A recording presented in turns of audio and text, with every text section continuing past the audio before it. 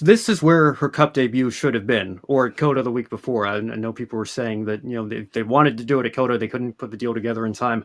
But as much as she has experience on the ovals, to an extent in IndyCar. I mean, we know she knows how to go fast. Obviously, she's the fastest woman in Indianapolis Motor Speedway qualifying history. She was the only one of the four Rahal cars that avoided the last row shootout in 2023. So, speed is not an issue when it comes to Katherine Legge. It's experience in this kind of full body stock car that she simply doesn't have much of on the oval. So, for her to get more of that in the Xfinity Series and have a chance to, kind of have a little bit of redemption in the Cup Series side of things at Mexico City, I think is a great opportunity for her. And again, I wish her nothing but the best here. I think she is going to be a little bit more competitive. I think obviously getting that oval experience in the Xfinity Series is a much better environment for her.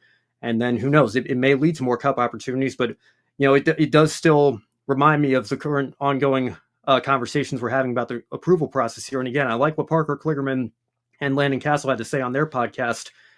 Just going back to speed being the issue again. We're at Bristol this week. I think the Truck Series, I don't know what the weather situation is. I think it might be going on right now as we're recording this.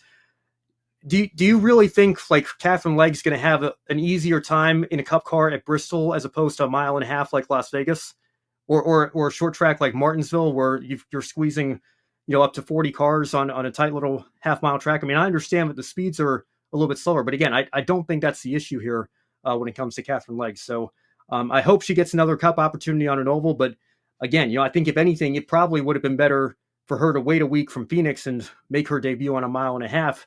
I think the road course still would have been the best option for her. So I'm glad she's getting that opportunity. But it does bring that conversation back into the limelight here, and I think it is something we need to continue to look at. But this is the approach that I'm glad to see Katherine Legge have the opportunity to take here, because I think long term it's going to lead to more success down the road for her. Yeah, I still remember when I first years ago when Juan Montoya is coming to NASCAR. Juan Pablo Montoya, the former F1 driver, IndyCar driver. My first thought was, wait till he get to Martinsville. He is gonna get bumped around all over the place like he's never experienced. Same reverse if you take a NASCAR driver up to something completely different, F1, IndyCar, or something. Especially on a road course, you are gonna have a huge learning curve. We saw that with Jimmy Johnson in IndyCar. So this is definitely something I'm very excited to see. That especially Mexico City, if she has a decent car, because we know still, even though NASCAR, all the cars are supposedly equal, there's a lot of ways they're not.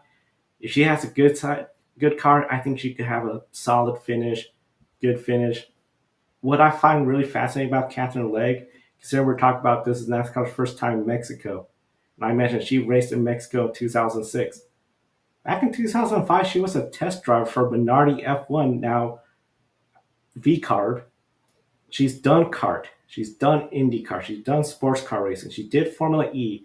She's been racing at the prime level for 20 years of motorsport. And at the same time, let's be honest, she has not had that much sponsorship. We know sponsorship gets you the full season. She hasn't had that many full season deals. But when she finds a ride, she seems to make that ride work, especially sports car racing, bring in new sponsors. e.l.f. last year was very popular for their role and their presence in motorsports. Esha, how much does this say about her career and her ability to make a deal and get on the track to compete? I think this is just not a her issue. This is just a female issue. I feel like now, more than ever, we're seeing more women in motorsport, women in media like me, women posting more on social media, more female fans. And now we're making that push for more female drivers, more female representation on track. And in those previous years, people didn't want to take a chance on a female driver because they didn't know what they could do yet. And Catherine, like she was one of the first female drivers to race in a big pro series like this. I feel like now more than ever we're seeing a lot more women and a lot more sponsorships for female drivers, like F1 Academy building women up the Formula Series, and more opportunities like Sophia Flores that we talked about last week in Indy Next. Like all these wonderful women that we've talked about before. And I feel like now we are seeing the opportunity of women in racing. So I feel like it's just a matter of timing in this case, because unfortunately she did start off earlier. She was a trailblazer, and when you are a trailblazer, you have to blaze the trail.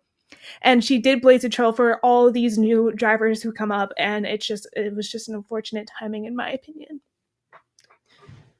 Yeah, and I think it's easy to forget she spent 10 years away from the Indianapolis 500. She's obviously been back in recent years running all the ovals last year for Dale Coyne, but it took her a long time to get back to find those partnerships and find that funding and sponsorship to be able to come back to that race. And she's obviously had some success in sports car racing as well. But to Esha's point, I think, we are starting to see things change for the better. We're starting to see more women become involved in this sport throughout all different disciplines. Obviously, the F1 Academy and W Series have played a big part in that on the open wheel single seater side of things. But we've seen plenty of women in sports car racing now for the last several years continue to be trailblazers and improve representation in that part of the sport as well here. So, I think what Katherine Legge has with e.l.f. Cosmetics is a great partnership, and it's great to see them continue to be working together this new NASCAR deal, and hopefully it turns into something beyond just this 7-race announcement. She can go out and have some decent runs. Just looking back again at her previous Xfinity starts, her best run was 14th in 2018 at Road America in a JD Motorsports car, which again, no disrespect to JDM, but not exactly known as a powerhouse team in that series. So again, I think I'm very excited to see what she's going to do in her road course starts here. But I think just getting the oval experience as well, it sounds like she kind of wants to make this stock car experience the next chapter of her career. And, that motorsport.com article saying that Charlotte's going to be one of her races. So it sounds like the 500 is not going to work out this year. I don't know if it would have worked out anyway, because it sounds like we're going to get a 34 car entry list. That's the number that we seem to be settling on. But who knows? Kyle Larson says this may be the last time he does the double. He's only on a 2-year deal. If this goes well, especially, obviously last year didn't, you never know what's going to happen in the sport. Maybe there's an opportunity for e.l.f. to go all in on Katherine Legge doing a double of her own in 2026. You just never know. I don't know if that would garner as much media press and attention as Kyle Larson's did, obviously, because Larson is one of the greatest talents of our generation. He's doing it with the powerhouse of McLaren. I don't know if Katherine Legge would be able to find a team to be able to back her to that extent. But even just attempting one or both of those races, I think would be a tremendous story in and of itself. So we'll see where her career goes from here. But, in terms of her stock car experience, this is a great day, great announcement for her.